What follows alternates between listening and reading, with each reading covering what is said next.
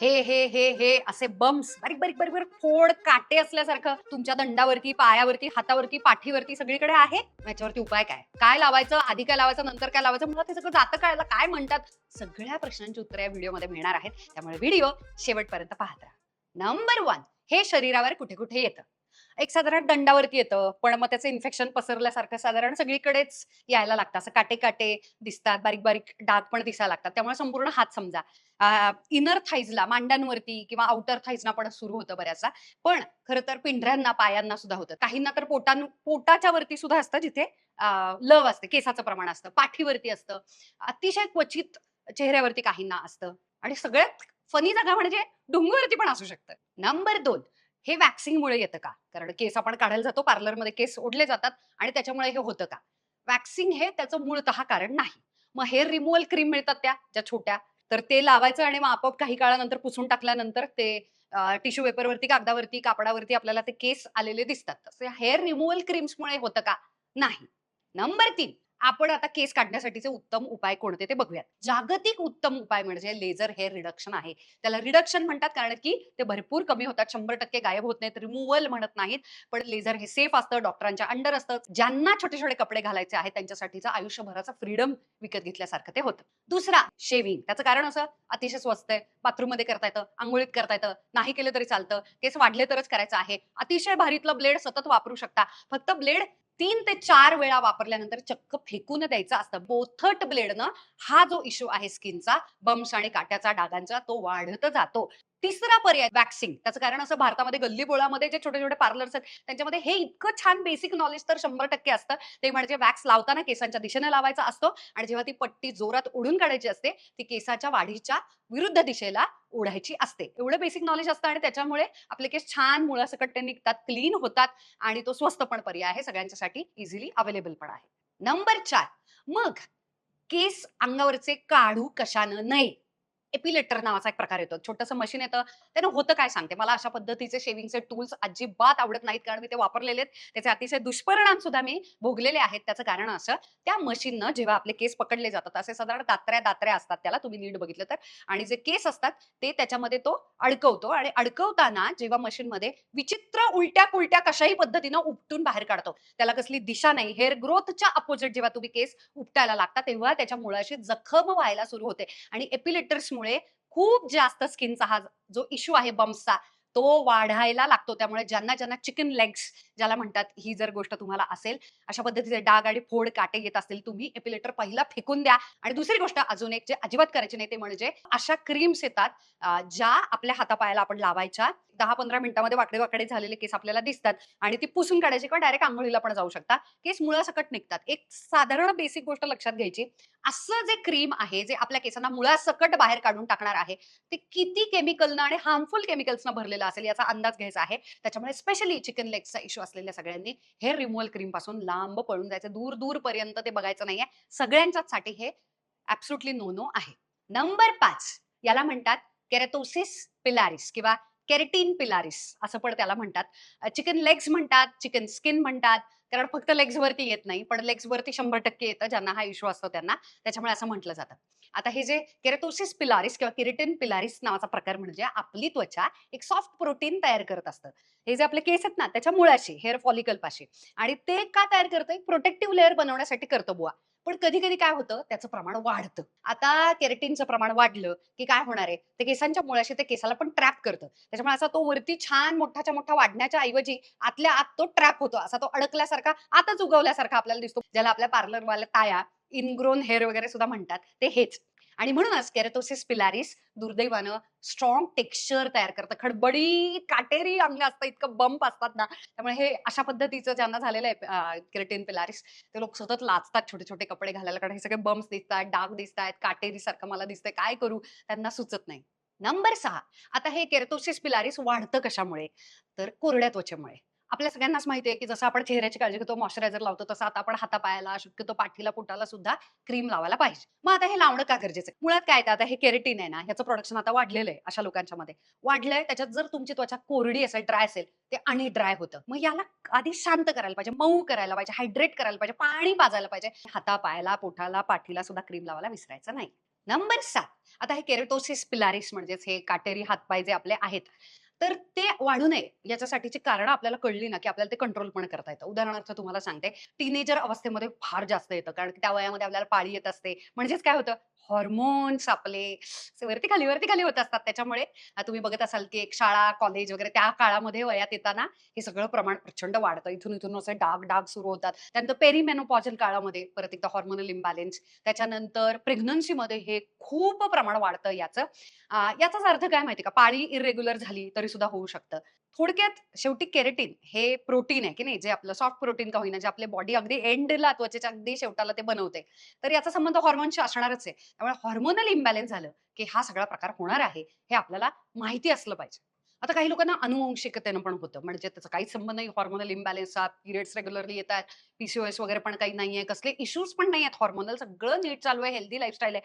पण आई-वडिलांपैकी जर कोणाला असेल, तर अनुवंशिकतेनं सुद्धा केराटोसिस पिलारिस हा होऊ शकतो. नंबर 8. मग अशा लोकांनी करायचं काय? काही-काही गोष्टी आहेत ज्या पाळल्या, की हे सगळं कंट्रोलमध्ये होऊ शकतं. कडक पाण्यानं अंघोळ करायची नाही आणि खूप वेळ अंघोळीला जायचं नाही. कारण की तिथे स्टीम ट्रॅप होते. त्याच्यामुळे काय होतं, आपल्या त्वचेमधलं जे नॅचरल ऑइल आहे, आपली त्वचा पण सीबम प्रोडक्शन करतच असते ना, तर ते निघून जातं. दुसरी महत्त्वाची गोष्ट मगाशी बोललेलेच आहे, तरीही परत-परत बोलते.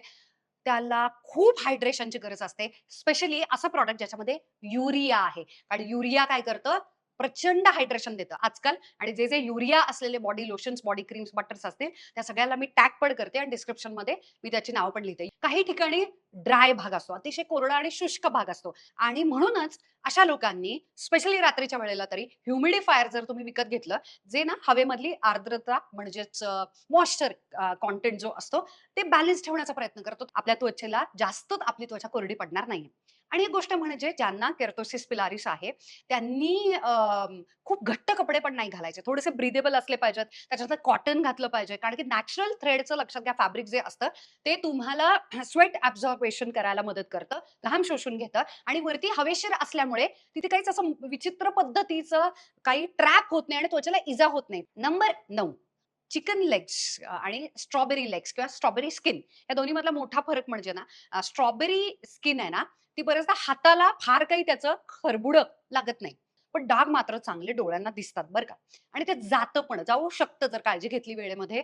पण चिकन लेग्स मात्र ना, या लोकांना बिचाऱ्यांना अक्षरशः बारीक-बारीक काटे असल्यासारखं, म्हणजे अगदी पायनॅपल जरी नसलं आणि फणस जरी आपण नसलो, तरी सुद्धा बऱ्यापैकी "अरे देवा! काहीतरी घासून गेलं, आता काय तू वेल्क्रो लावून फिरते काय अंगाला?"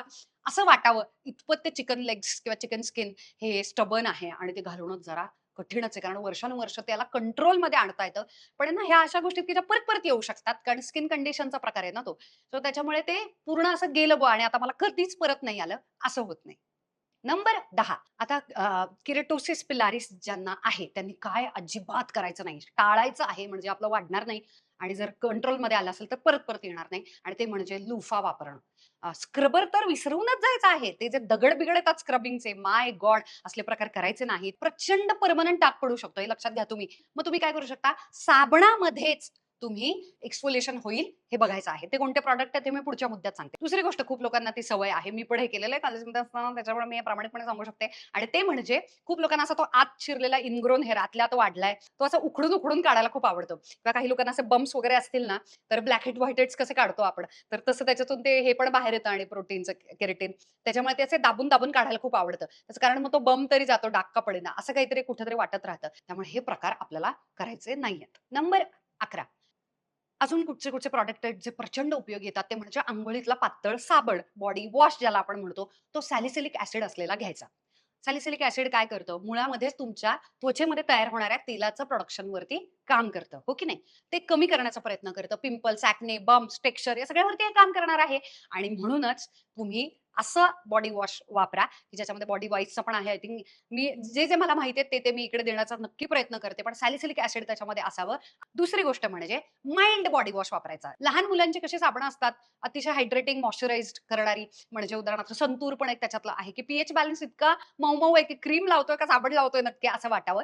किमान ते इजा करणार नाही आणि हलकी-फुलकी माइल्ड मस्त अंघोळ होईल. त्वचा अजिबातच कोरडी भयानक पडणार नाही आणि कोरडी न पडल्यामुळे ते खडबडीत टेक्स्चर सुद्धा आपल्याला येणार नाही. माइल्ड याच्यामध्ये सेराव्हीचे बॉडी वॉश आहेत, भरपूर छान. त्याच्यानंतर भरपूर साबणं पण आहेत. मी म्हटलं तसं मी सगळ्याचे टॅगिंग नक्कीच करेल. आता मॉइश्चरायझर हातापायाच्या बद्दल मी बोलते आहे. चेहऱ्याचा आज आपण काहीच बोलत नाहीयेत. तर हात, पाय, पोट, पाठ या सगळ्याला मी म्हटलं तसं मगाशी युरिया हे इन्ग्रीडियंट असलेलं तुम्ही वापरावं. आणि दुसरी गोष्ट म्हणजे समजा तुम्हाला युरियाचं संपलं किंवा जास्त चिकट वाटतंय, तर तुम्ही रात्रीच्या वेळेचं मॉइश्चरायझर हे युरिया असलेलं लावा आणि दिवसा सकाळी अंघोळ केल्यानंतर मात्र थोडंसं हलकं-फुलकं मॉइश्चरायझर सुद्धा तुम्ही वापरू शकता. पण असं मॉइश्चरायझर जे भयानक हायड्रेशन देईल. मी जर कधी आयुष्यात स्वतःचं प्रॉडक्ट लॉन्च केलं, तर मला या प्रॉडक्टमध्ये खूप इंटरेस्ट आहे आणि ते म्हणजे टोनर्स. असे ते टोनी मोनी वंडरचे टोनर्स मिळतात किंवा भरपूर आहेत आता. अनुवाचं टोनर आहे. सुंदर सेलिमॅक्सचे टोनर्स येतात. तर ना टोनर फक्त चेहऱ्याला लावायचा असतो असा एक आपला गैरसमज आहे. जेव्हा आपल्याला हायड्रेटिंग थिक असं जाडसर मस्त हातापायाला, पोटाला, पाठीला मॉइश्चरायझर लावायचं असतं ना, ते ना लवकर मुरतच नाही अजिबात, आतच जात नाही आणि त्यामुळे आपला आळस होतो कारण आपल्याला घाई असते ना ऑफिसला, कामाला जायची. आणि अशा वेळेला ना जर थोडंसं पाण्यासारखं पटकन एक 2-4 थेंब टोनर हातात घेतलं, एका पायाला लावायचं, मग दुसऱ्या पायाला परत थोडंसं टोनर. टोनर बरोबर मॉइश्चरायझर खूप लवकर आत ॲब्सॉर्ब होतं आणि लवकर आत जातं, शोषून खूप लवकर घेतं आणि तो प्रचंड मोठा फायदा होतो. युसरीनचं खूप भारी आहे, बायोडर्माचं आहे, वेनुसियाचं आहे, वानी क्रीम सुंदर हायड्रेटिंग कमाल मेडिकेटेड म्हणजे डॉक्टर सुद्धा हे प्रिस्क्राईब करतात. अशा पद्धतीचे हातापायाचे अप्रतिम हायड्रेटिंग मॉइश्चरायझर्स येतात. नंबर 12 अजून 2 प्रॉडक्ट्स आहेत. एक म्हणजे केमिकल एक्सफोलिएशन अजून तुम्ही स्ट्रॉंगर करू शकता. एचे, बीएचे सुद्धा बॉडी लोशन आता येतात. म्हणजे त्याच्यामध्ये थोडंसं ग्लायकॉलिक ॲसिड असेल, छान सॅलिसिलिक ॲसिड आहे. अशा पद्धतीचे सुद्धा एच आणि बीएचचे अल्फा हायड्रॉक्सी ॲसिड्स आणि ऑफ कोर्स बीटा हायड्रॉक्सी ॲसिडचे मस्त कॉम्बिनेशन असलेलं विशकेअरचं पण आहे. आय थिंक बॉडी वाईजचं पण आहे. तर एचे, बीएचे असलेले बॉडी लोशन हळू एक्सफोलिएट पण करतात आणि हायड्रेशनचं पण काम करतात. त्यामुळे हे सोडायचं नाहीये. आणि अजून एक महत्त्वाची गोष्ट मला मान्य आहे, की तुम्हाला आळस येत असेल, पण तुम्हाला सांगू सकाळी अंघोळीनंतर जर तुम्हाला मॉइश्चरायझर निवडायचा असेल आणि थिक ऑइल बिलवाले हायड्रेटिंग तुम्हाला आवडत नसतील, तर लई सोपा पर्याय मी सांगते, की ज्याच्यामुळे दररोज तुम्हाला हे लावताच येईल. 2 प्रॉडक्ट येतात. एक फिश स्प्रेवालं ऑइलचं येतं, पटापट लावायचं आणि पळायचं. आणि दुसरं म्हणजे ना सनस्क्रीन. एक वेळ स्प्रेवालं मॉइश्चरायझर नाही केलं तरी चालेल. पण आता ना छान हातापायाचे एचे, बीएचे असलेले हाय प्रोटेक्शनचे पातळ बॉडी सनस्क्रीन्स मिळतात. हातापायाचे सनस्क्रीन मिळतात. ते अजिबात विसरायचं नाही. स्पेशली आपल्याला जर हा केराटिनचा इश्यू असेल तर. या गोष्टी पाळल्या, हे सगळं कंट्रोलमध्ये येतं. काही जर डाग असतील तर याच्यावरती काही उपाय सुद्धा आहेत. म्हणजे उदाहरणार्थ तुम्ही स्किन क्लिनिक्समध्ये जाऊन याच्यावरती काही माइल्ड केमिकल पील्स सुद्धा घेऊ शकता, की इव्हेंच्युअली हे जे जुने का होईना जर डाग असतील, तर ते हळू घालवता येतात. स्पेशली तुम्ही जर ब्राईड वगैरे असाल, स्पेशल इव्हेंटला वगैरे तुम्हाला जर काहीतरी करायचं असेल, तर ह्या अशा इव्हेंच्युअली सगळं बरं झाल्यानंतर स्मूथ त्वचा, आता बम्प्स येत नाही, टेक्स्चर नाही, खडबडीत नाही, तेव्हा जाऊन डाग जर कमी करायचे असतील तरी सुद्धा तुम्ही याच्यासाठीचे काही केमिकल पील्स वगैरे असतात ते डॉक्टरांना विचारून त्यांच्या सल्ल्यानं नक्कीच घेऊ शकता. पण महत्त्वाची गोष्ट विसरायची नाहीये ती म्हणजे डॉक्टरांना विचारल्याशिवाय नाही, नाही आता हे केमिकल पील द्या आणि पहिलं मला गोरं करा हातापायाला किंवा हे डाग घालवा. असले प्रकार करायचे नाहीयेत.